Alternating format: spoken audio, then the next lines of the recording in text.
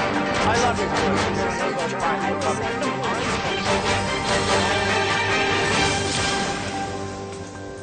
Hello and welcome to Crosstalk, where all things are considered. I'm Peter Lavelle. The slugfest and bloodlust continue unabated. Trump and the media have one thing in common: contempt for the other. Also, the new administration's foreign policy remains all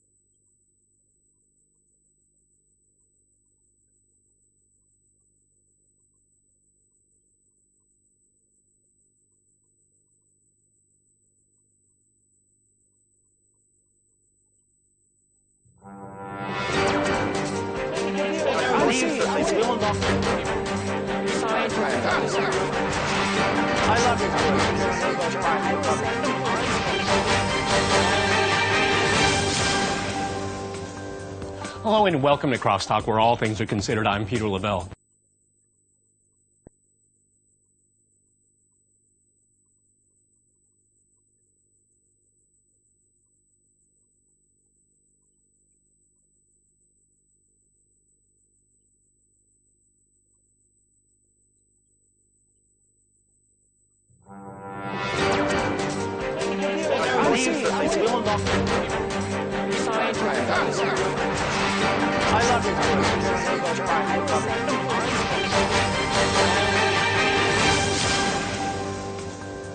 Hello and welcome to Crosstalk, where all things are considered. I'm Peter Lavelle. The slugfest and bloodlust continue unabated. Trump and the media have one thing in common: contempt for the other. Also, the new administration's foreign policy remains all over the place.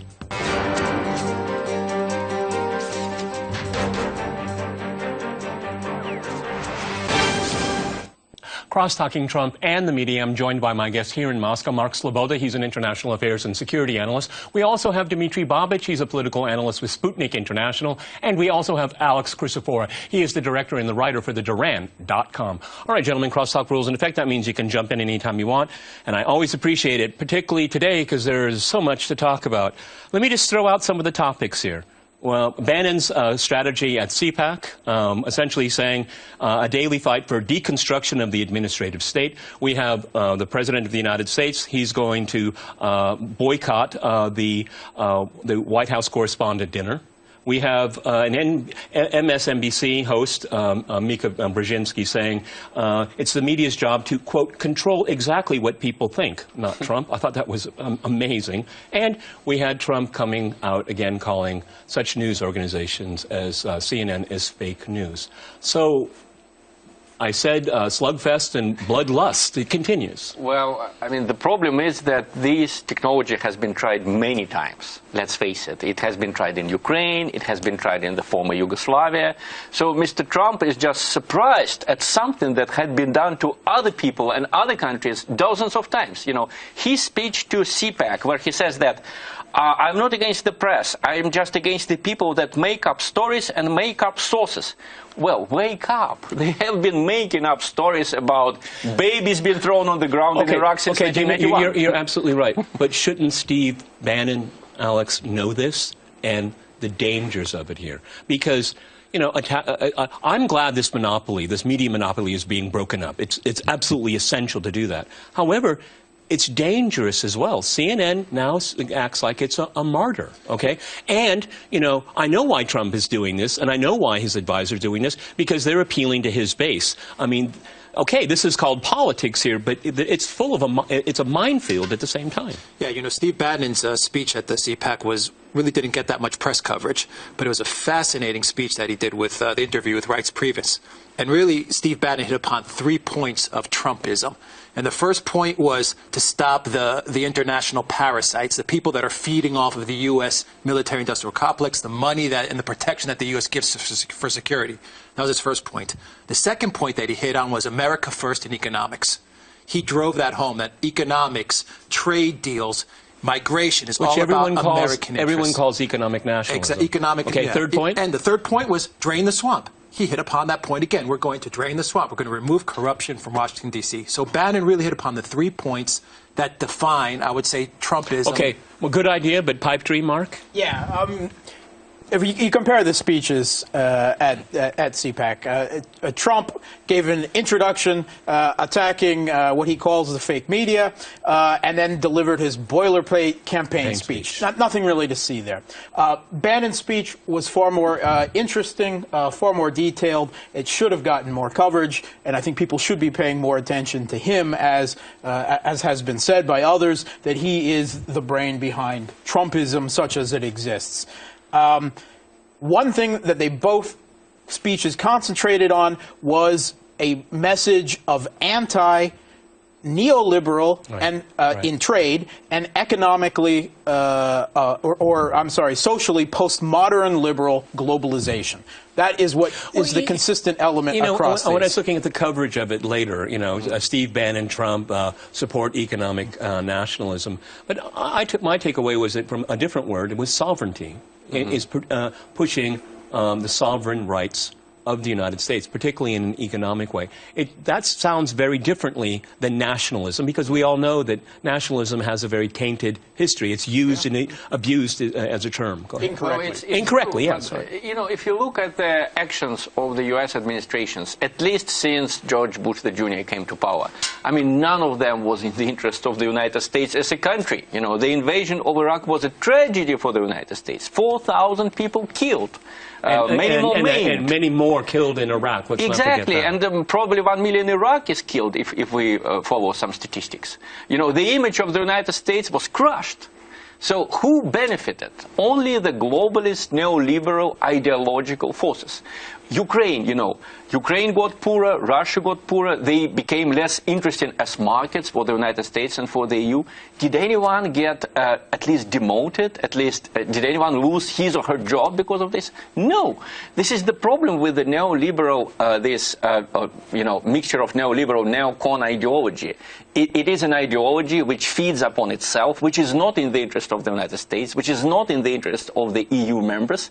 It is in the interest of people who believe in it and who get money from it. One of the interesting things was that you had Nigel Farage also speaking at the CPAC, and that drives home your point on sovereignty. So here's Nigel Farage tying together the Brexit with the U.S. elections, and pretty much the encompassing theme was that it's about sovereignty. It's about a country finally taking back its sovereignty as a nation state, whether that's with trade, whether that's with immigration, or whether that's with foreign policy. So having Farage speak to American conservatives was actually, driving home that point that it's all about the nation state against the U.S. sovereignty, America first. It's very interesting. We see different players playing to their base right now.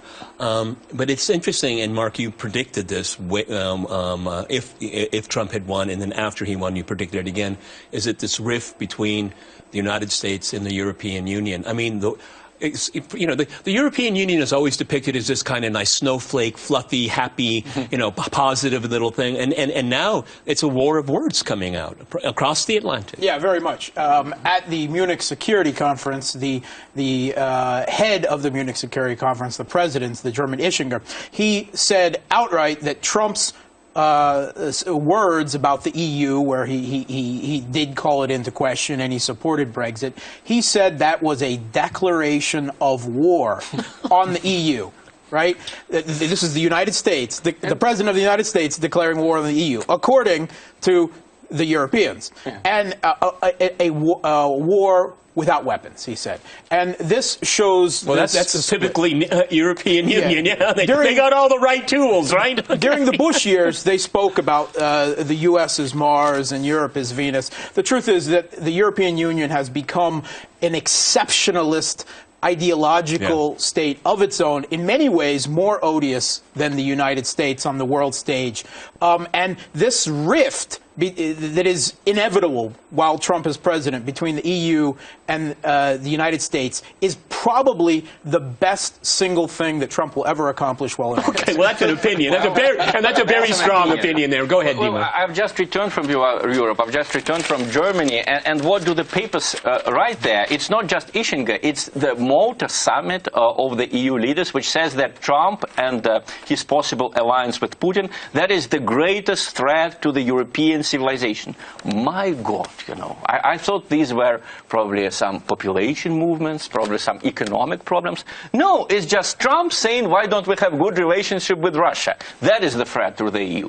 And if you look at history, I mean, if you look at recent history, the EU is already, how much, 24 years old now. Which country did the EU reconcile itself with? Okay, the United States reconciled themselves with Cuba. Turkey reconciles itself with Russia. The EU only created new enemies. You know, when the expansion took place in the early 2000s, we were told that, you know, grown-up adult members like Germany and France, they would teach Poland manners. Poland would become more peaceful towards Russia. The opposite happened. If you look at the rhetoric coming from the Munich conference, from the Germans, from the French, it is the same rhetoric we had been hearing from the most radical Poles. And at the same time, if you read the European press, Poland and Hungary now are described as authoritarian, hostile countries ruled by a mixture of fascists and authoritarian leaders. This gets down to the ideological blinders that we've talked about a number of times on this program. They can't seem to absorb change and change that's going on around them. We have countries now, like the UK, at least in the United States under Trump, protecting their sovereignty. Sovereignty is antithetical to the entire EU mission. Yeah, and you have Le Pen, who's really gaining some traction. I remember you mentioned Geert Wilders, who's also gaining a lot of traction in the Netherlands. So you have this whole sovereign nation-state movement in the EU. But this is a reaction. It's a backlash. Okay, it's a backlash. It's a backlash, yeah. Because I don't see it as organic as, oh, how people are so afraid of these movements. It's a backlash. But you also have EU states that are imploding from within. Greece, Italy, all these countries are being destroyed from within, and the EU is focusing on all these external enemies. Well, that's like communism. The idea is great, it's just being implemented badly. Well, this is a repeat of history here, okay? And you need to rethink the entire process. Yeah, and we can get rid of individual leaders, like... individuals, and then everything else will be fine. You know, why did Trump win in the United States? Because Hillary was stupid. Why is Wilders making gains in Holland? Because the prime minister is bad. So there's never the ideology, there's never a systemic critique. Yeah. The postmodern, technocratic, liberal elite that rules the EU is doing the same thing that the Democrats in the United States did. The EU has never been more fragile in its existence. And it has such a hostile rhetoric. It is actually looking at falling apart. So rather than address their own issues, rather than address the backlash that has developed from both their economically neoliberal and their socially postmodern liberal policies, they're trying to create a fictitious enemy. This enemy they've termed an international nationalism. And they see it being propagated by Russia, put under the bed, now by Trump. And basically they're saying, this is what they're saying, is that anyone, conservative, anyone who goes against our liberal narrative, our liberal hegemony, is Hitler. So, that's Alex, 20 seconds. So that's a testament to Western tolerance. Yeah, of course. You know, the liberals are tolerant. The liberal left is tolerant of everybody. But as Farage said in his speech, he says the liberals have become illiberal, and they're looking for fascists everywhere, and they just don't understand that they are indeed become the fascists. They never were liberal. Well, all right, gentlemen, I'm going to jump in here. We're going to go to a short break, and after that short break, we'll continue our discussion on Trump and the media. Stay with our team.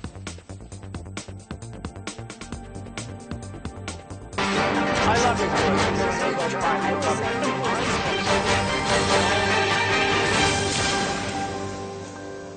Welcome back to Crosstalk, where all things are considered. I'm Peter Lavelle. To remind you, we're discussing Trump and the media.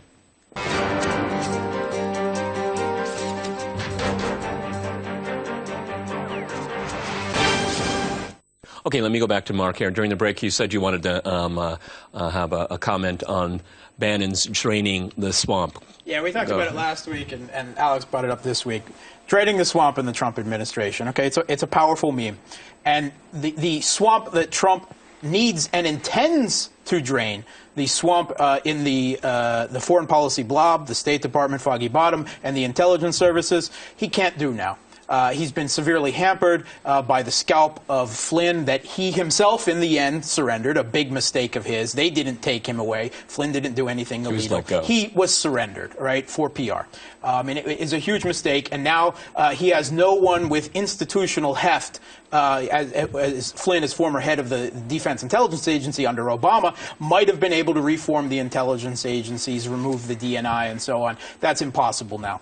But when we talk domestically, all right, the idea of Trump draining the swamp is a joke. He's appointed nearly as many Goldman Sachs executives as Obama, and he's put in place people across the country whose primary position is to get rid of the departments that they've been put in charge of. But see, we're seeing a contradiction. It's because in the first part of this program we talked about sovereignty. Now, how do we square not draining the swamp, foreign policy, and the lever, the way on the side of sovereignty? It's a contradiction. It is a contradiction. Well, I think that the story with Flynn is very dangerous. Why? Because there were several crises in relations between the Soviet Union and the United States, which were resolved through secret negotiations with Russian or Soviet ambassador participating. Remember how George Kennan, he talked with the Russian foreign policy executive Malik, and they diffused the crisis, I think, around Berlin. When Nicholas Daniel was arrested in Moscow in 1986, Anatoly Dobrinin, the ambassador, talked to people in Washington. Now it's becoming dangerous. Now it's becoming dangerous to talk to the Russian ambassador. But the thing is that we had, with Flynn, he was not officially a member of the government. Mm-hmm. We have a deep state that doesn't want to have negotiations. Mm-hmm. I mean, back then, it was an existential threat to everyone's existence.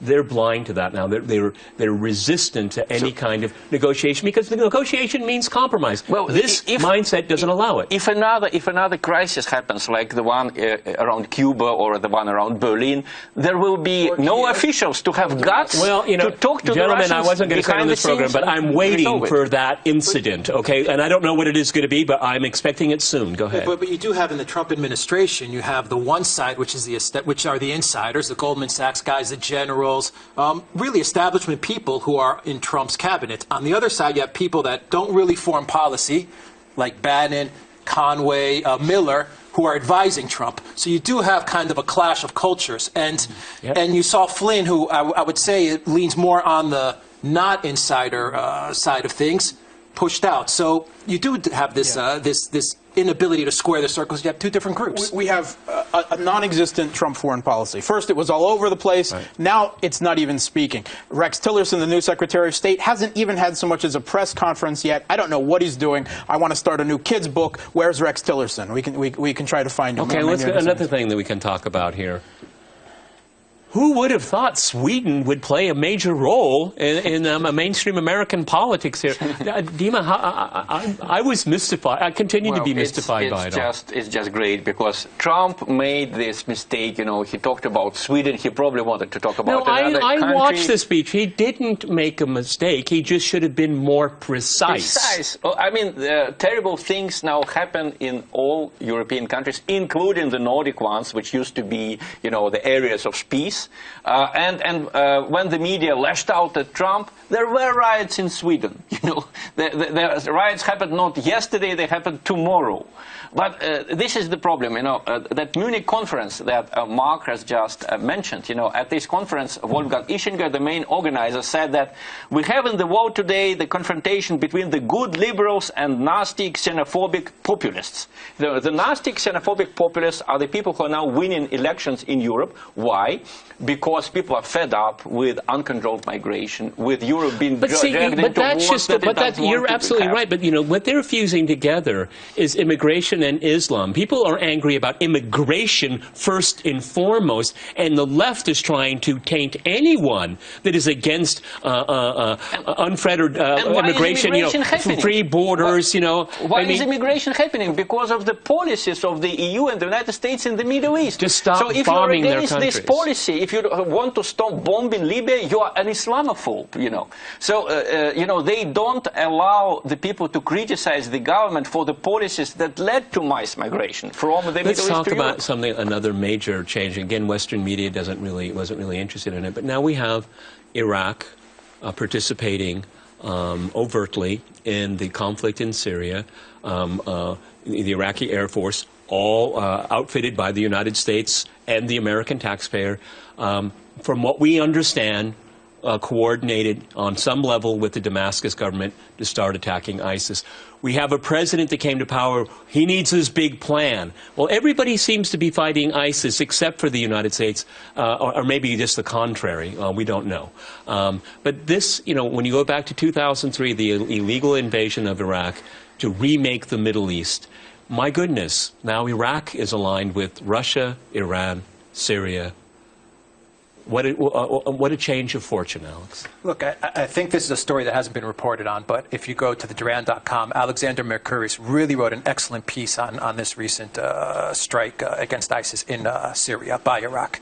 And really, at first it sounds like Iraq may be attacking Syria, but in essence, like you just said, there was probably some level of coordination because they're both bordering countries. They're both fighting the same enemy. And under international law, as Mr. Mercouris pointed out, there is a standing for Iraq to attack ISIS within Syria's border. Now, people have different opinions, and they say the U.S. is a country that abuses these rules of attacking enemies in other countries.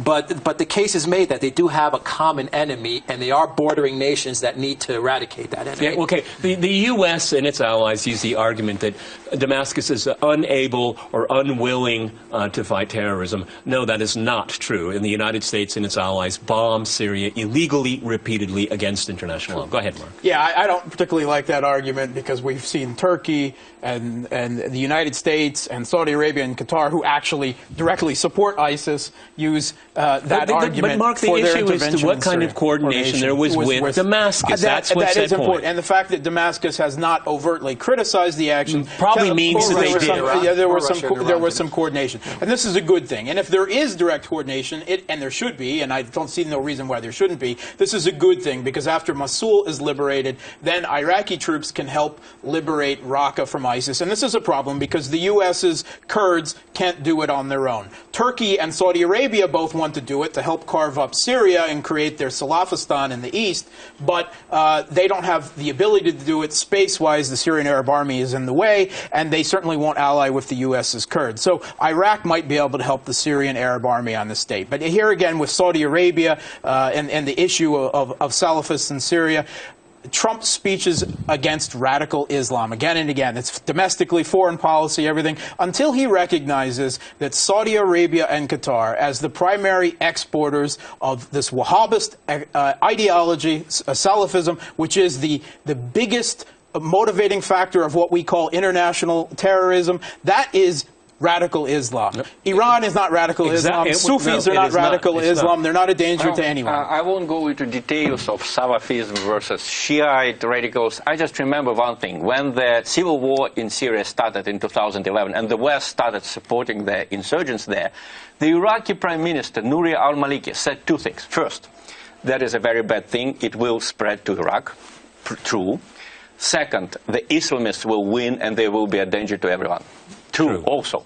He was toppled, basically, with the support from the United States. The United States said he was bad, he prevented them from doing, establishing peace in Syria.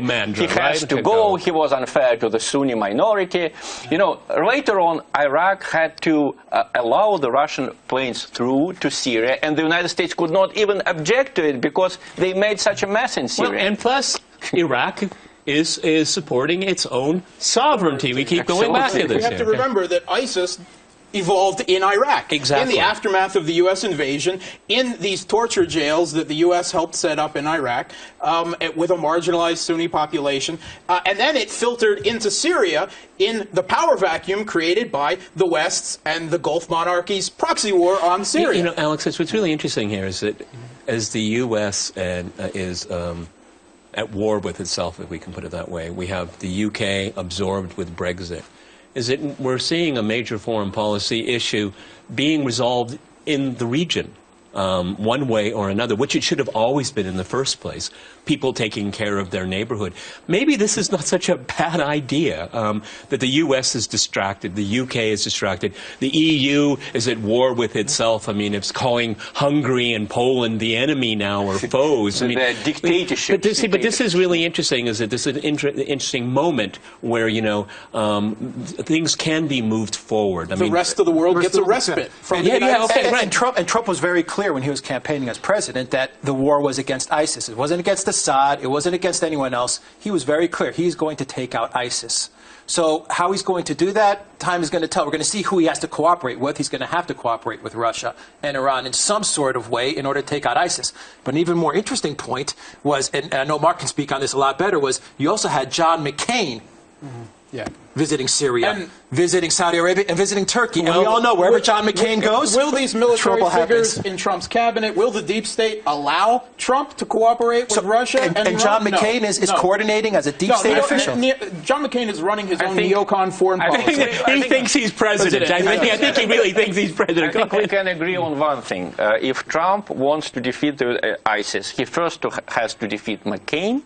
He has to defeat not the media, but the people behind the media. These guys with micros and pens, they are not a threat. The guys behind them. We've been through this. We keep saying this, okay? He has to fight at home to win abroad here. We'll run out of time, guys. Many thanks to my guests here in Moscow, and thanks to our viewers for watching us here at RT. See you next time, and remember, crosstalk rules.